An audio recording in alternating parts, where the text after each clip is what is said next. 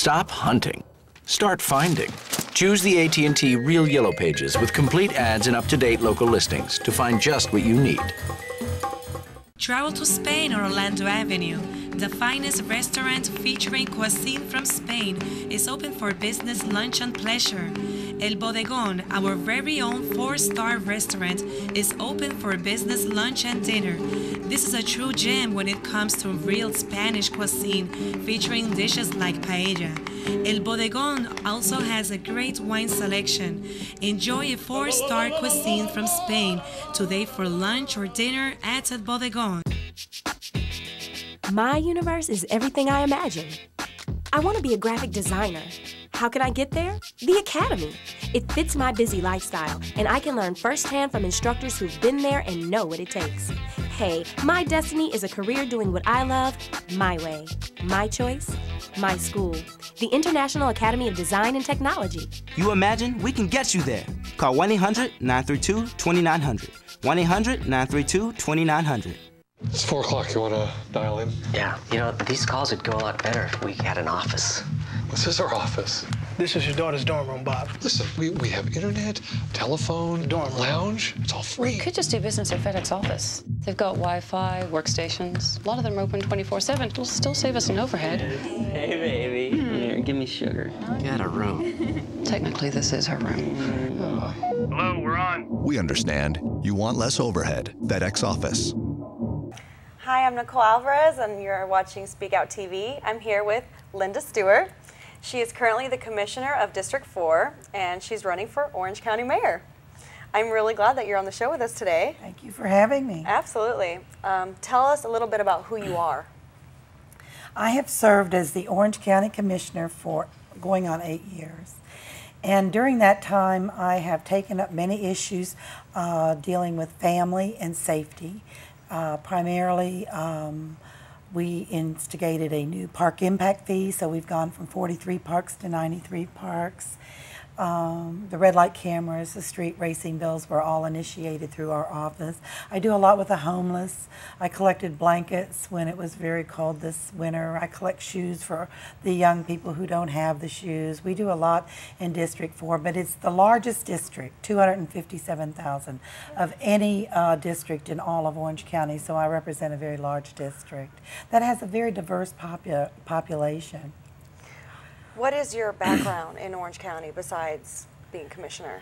Well, initially I was an insurance agent, but then when I married my husband 35 years ago and started a family, I became more and more involved with family issues, the community issues, being on the PTA and getting the community more rallied up and involved in what they would make their community better. So I worked a lot as an advocacy for the community and also chaired County Watch, which was an organization that was bipartisan to make government more accountable to the people. And I chaired that. That's nice.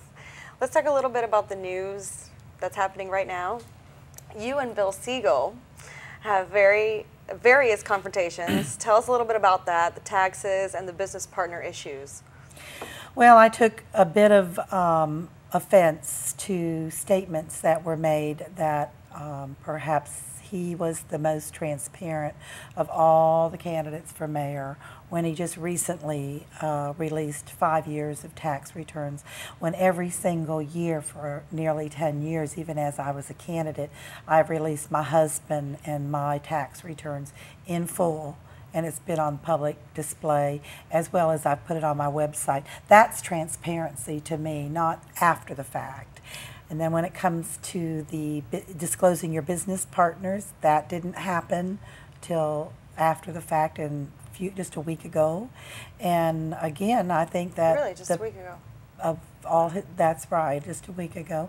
And I think that the public would like to see what each candidate is about, who supports them, but also what your involvement in your activities outside of your commission race. So I think it's important, particularly for the next mayor of Orange County. I agree, I agree. Now, the recent arrest of Mildred Fernandez has been in the news and is a major impact on Orange County politics right now. How has the Fernandez arrest impacted the campaign? Right now, I don't really see a particularly big impact, but I'm certain as time goes on, obviously she's put together a really good defensive team that's going to defend her, and I know that she's very anxious to get this resolved, and for now she's been taken out of her position by the governor. He had to do that. It was required. So until she can get her legal issues determined one way or the other, she's not going to be able to serve as commissioner. But I still feel she's going to continue to seek the mayor's race. I think she's going to be a candidate. So what I'm most concerned about really is who that District 3 commissioner is going to be. It makes a big difference because every time we vote on something, and if it were to be 3-3, it fails. So that would be really stopping business in Orange County in many respects without that person in that seat to vote properly.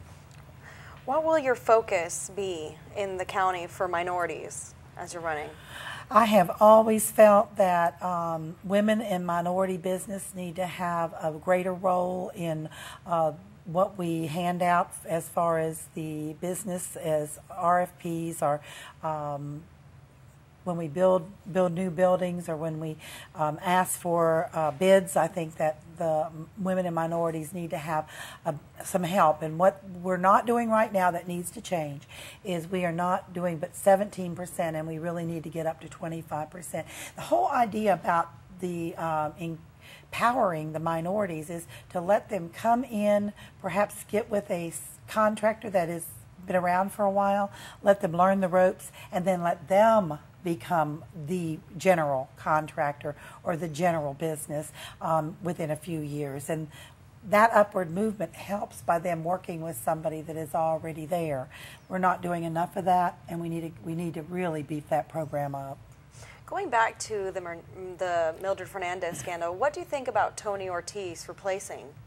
You think he might replace her? I think that there's what I've understood to be 11 people that have put their application in. And I don't know that Tony would really want to do that because he'd have to give up his city seat, and he may not be able to stay as the county commissioner. So he'd have to first he'd have to get appointed by the governor, and second he'd have to make the decision, did he want to give up his city seat for maybe just a temporary seat at the table of the county commission. I really think it needs to be, and Tony would fit this category, but I really think it needs to be someone's experienced, that understands government, that you just don't pluck someone out of the street and stick them in the seat because there's too many important issues we have to vote on. So it needs to be somebody, and I hope he does it swiftly. We need to get somebody there very soon, and I think the governor is going to act swiftly, and I hope, too, that they consider that this seat, and I have fought for this many times in redistricting, that we have on all our commission a diversity, that we have a Hispanic, that we have a African American, that have a seat at the table. So I hope we continue with an African American. We have, but we need to continue with the Hispanic. I agree. Now going back to you, how will Orange County grow in this economy? It's been rough, but what we really need to do is reshape government as we know it. We need to consolidate some of our departments within Orange County government, look at consolidating some of the departments that with other cities, those that they are not resistant to do, where it saves money, and those things have to be done right away. I think we can reduce a lot of our excess spending. The big thing that we spend a lot of money on right now is renting buildings for our outside agencies to be able to locate. We may have to put a annex to our building where we own it, and we can bring everybody under one roof, and we would be much more efficient that way too. So reshaping government, auditing is one of my favorite things, because I think if we can go in and audit a department, the audit can tell us where we might save a lot of money too. So that would be two of the real main focuses immediately that I would see taking place. We'll be right back in a moment.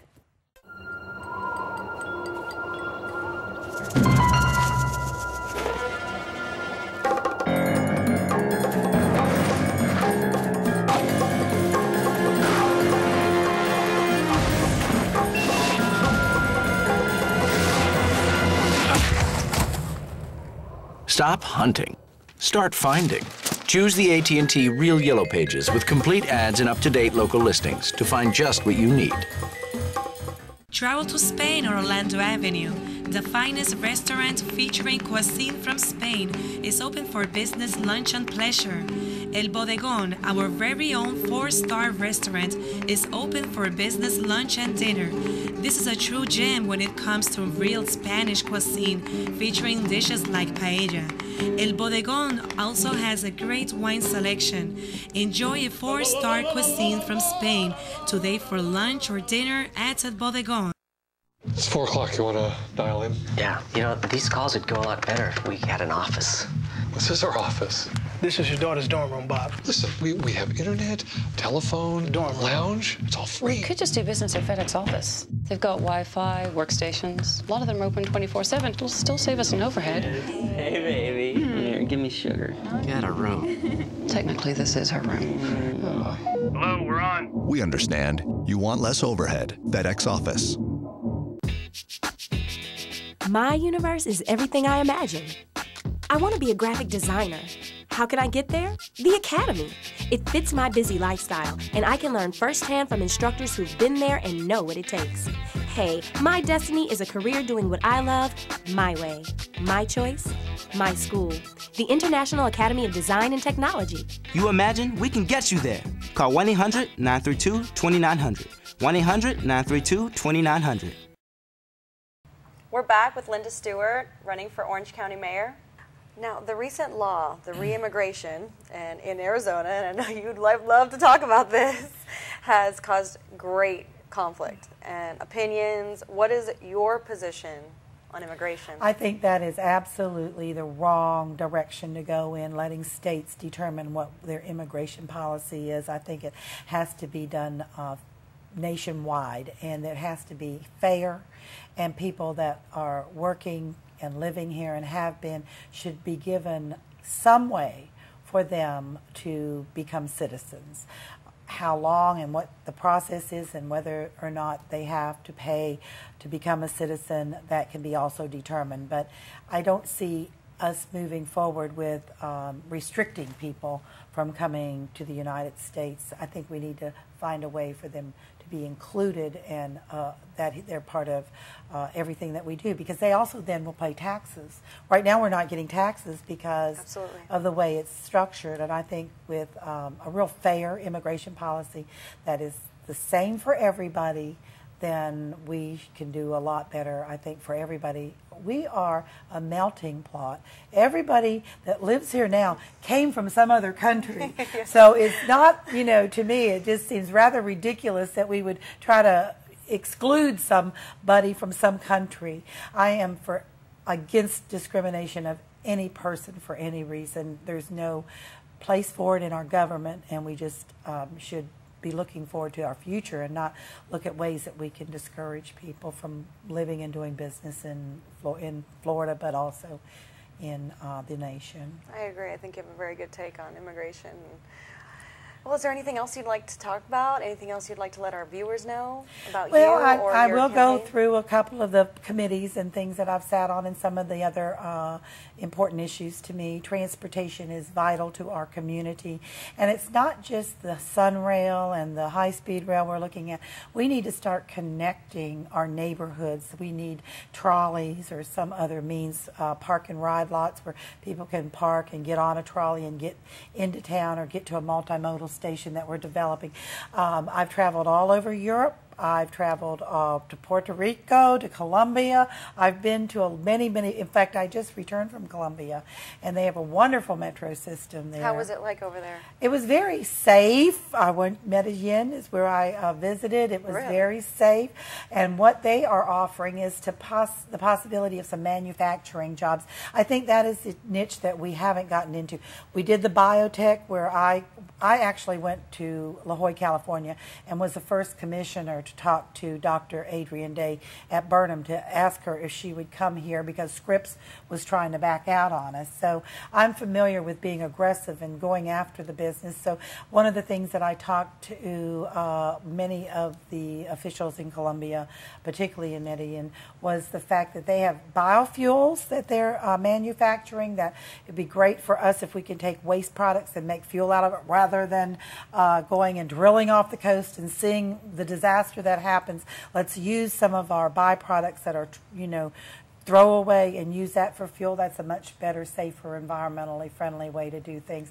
But they also do a lot of ladies' lingerie, jeans. They have a lot of manufacturing. And I think that's a niche we need to work on here in Central Florida, because that would be a good place for someone coming out of high school that is not ready for college yet. They want to get a job, and they'll have their nice paying jobs over $10 an hour. So I'm trying to encourage, like I did with the bioscience in Burnham, I want to try to put a new pod together for manufacturing for our citizens. Jobs, jobs, jobs. That's what we need. I agree. Now, you recently got to hang out with one of the astronauts. Right. And here's a picture of him right Yes, here. uh-huh. You want to tell us more about this? Well, which I think that's rather exciting. I've never met an astronaut before. It's very exciting. It was very exciting at the time that he came, and I was able to present him with a proclamation congratulating him being the only Puerto Rican that was able to go into space as an astronaut. It was pretty exciting. They had a big celebration at the Boinaquina, the Association for they had a celebration there, and he came, and the kids were just totally excited. They asked him question after question after question. He's a great role model for the kids, and of course he pushed the math and the science and told them the things that they needed to do, which was great.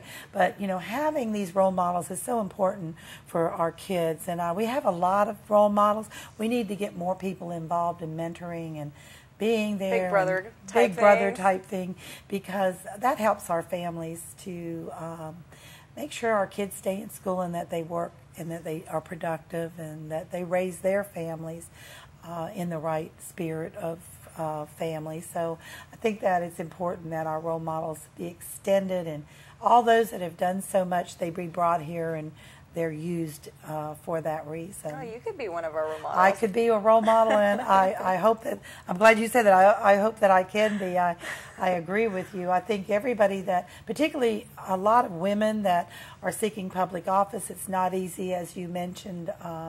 You know, Commissioner Fernandez, I mean, she was in office for 5 years. You know, it's hard on women when it's hard to begin with, and then it's hard to stay in sometimes. So I've been fortunate. I've been able to keep on going and be there for 8 years. But I'm a big environmentalist. I'm the Green Commissioner, they call me.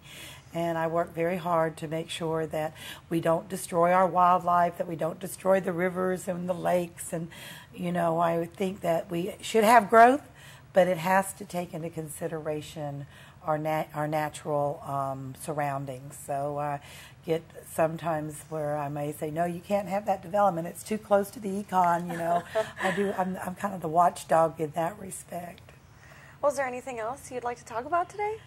Well, I think, too, the other purpose would be that we can, one of the things that we don't talk much about, but I think it's very important, is I think we should have more church partnerships. I think our churches are there. They keep the families going. A lot of the churches right now are providing for the food for people who are underemployed or unemployed, and I'm constantly getting calls from churches saying, can I find some more food for them? That their church members themselves are trying so hard to just get through this bad economic time. So I think that having more partnerships with our churches on after-school programming, it's real important. The kids have a place to go after school and not be latchkey kids, go home to nothing. And I think that's important, and I think the churches can be there. The other thing that we don't utilize the churches for, that I think they'd be a big opportunity there, is for senior housing. They could help through stimulus money to buy maybe rundown housing, and renovate it and put some of our seniors in the housing units where they can't afford it, or even our low-income families could relocate into a smaller but nice apartment. Now, wouldn't church and law kind of clash in certain aspects? It doesn't when it comes to housing, and it doesn't when it comes to the safety of our children, providing programs for after school, maybe midnight basketball. We can encourage our children to go and participate. That doesn't clash at all, no. That sounds like a really good idea. Yeah, it's a good idea. We do that, some churches do that, but I think more and more that get involved would benefit greatly. Their congregations benefit from it, really. Midnight basketball, that sounds interesting. I've never heard that before, but yeah, that sounds great. Well, you know, you've got those teenagers, and they'd be out on the street running around, but if you had midnight, you come to a gymnasium and you can play basketball to 2 o'clock in the morning. It's kind of exciting to them, not so much to me, but to them it's pretty exciting having a place to go, and it's not a bar, it's not on the streets buying drugs, and you know, and the parents should feel better knowing that they go. The other thing that we are building is the gymnasiums that's going to provide some of this activity at night, and one that I've encouraged that they build is in the Meadowwoods area, which is primarily Hispanic in population, and there will be a gymnasium down in the Meadowwoods area, so I think that's going to come in handy for a lot of these programs that I'm speaking about. And parks is a big, huge, heartfelt thing for me. I want not only to have the open and green space, but I want activities in the park. I want the soccer, I want the baseball, and I want the basketball, and I think that's where we need our kids to be focusing on. The parents' involvement is important, and they tend to always come out to the games and be supportive, so that's a good Saturday afternoon when you spend the day at the park. That transportation that you would like to encourage we need that transportation. Help the midnight basketball a lot. Yes, that would too. That would too, yes. Well, Linda, is there anything else? Running for Orange County Mayor? It's an exciting That opportunity, sounds exciting. Actually, but you have to know a little bit about everything. You have to be really on top of all the issues, not just be, oh, I'm for jobs, or I'm for transportation, or I'm for the environment. You have to really understand what that means to the citizens. And communication is my key, and that's one of the things that I pride myself on, is communicating with the residents. And that area is got to be beefed up. We need to be more communicative with the people that live in the districts. If there's a rezoning coming in, they need to know about it. If there is some other need that they have that they need to give me feedback for, we need it. So I'm going to beef up our communications department and make sure that everybody has access to government. There's nothing worse than not knowing what's going on in your neighborhood, or what's going on in your community that might affect you. So the most important way to find out is communication, and that's in many languages, not just English or Spanish. We've got a multicultural group that is here, an international type city, and we've got to focus on the Haitians, and you know, they speak Creole, and we have other languages that are out there. Nothing should be a barrier to someone that lives in Orange County. We need to not discriminate against anyone and not put up barriers for them not to be feel like they're a part of government. What about crime? We have been fortunate recently of reducing our crime in Orange County by 7%, but we cannot possibly let go of our fire department personnel or our sheriff's office. I know we're at very hard, tough times, but the last thing we need to do is to scrimp on making sure we have enough deputies out there to protect us and enough firefighters to come when we call 911 because we have an emergency. So I know when everything else has to get cut or reduced, I think the one thing that cannot be touched is our deputies, our law enforcement, and our firefighters. So some things we don't like to see disappear in a budget, but some we just can't do without. I agree. Well, Linda, I'm so glad you came out today. Thank you. I appreciate I really enjoyed this interview. Good. And Linda Stewart, again, Commissioner District 4 at the moment, and we are hoping that Orange County Mayor is in the runs very, very soon. Yes, August 24th, I will say, is the primary, so we want to make sure everybody knows to vote. And they can go to lindastewartformayor.com and get all the information they ever wanted to know about Linda Stewart. Would you like to say that website one more time? It's lindastewartformayor.com. Thank you so much, Linda, for coming out today. Thank you for having me. I'm Nicole Alvarez, and you're watching Speak Out TV.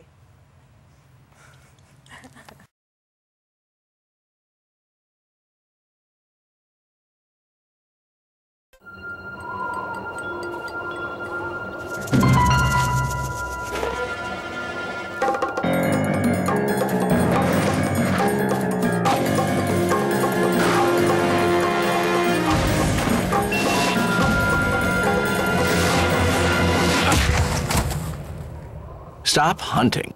Start finding. Choose the AT&T Real Yellow Pages with complete ads and up-to-date local listings to find just what you need. Travel to Spain or Orlando Avenue. The finest restaurant featuring cuisine from Spain is open for business, lunch, and pleasure. El Bodegón, our very own 4-star restaurant, is open for business, lunch, and dinner. This is a true gem when it comes to real Spanish cuisine, featuring dishes like paella. El Bodegón also has a great wine selection.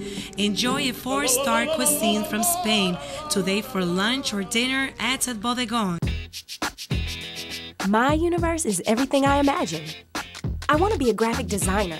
How can I get there? The Academy. It fits my busy lifestyle, and I can learn firsthand from instructors who've been there and know what it takes. Hey, my destiny is a career doing what I love, my way. My choice, my school. The International Academy of Design and Technology. You imagine we can get you there. Call 1-800-932-2900. 1-800-932-2900. Look, you want to dial in? Yeah, you know, these calls would go a lot better if we had an office. This is our office. This is your daughter's dorm room, Bob. Listen, we have internet, telephone, dorm lounge. It's all free. You could just do business at FedEx office. They've got Wi-Fi, workstations. A lot of them are open 24/7. It'll still save us an overhead. Hey, baby. Here, give me sugar. Got a room. Technically, this is her room. Hello, we're on. We understand. You want less overhead. FedEx office. My universe is everything I imagine. I want to be a graphic designer. How can I get there? The Academy. It fits my busy lifestyle, and I can learn firsthand from instructors who've been there and know what it takes. Hey, my destiny is a career doing what I love, my way.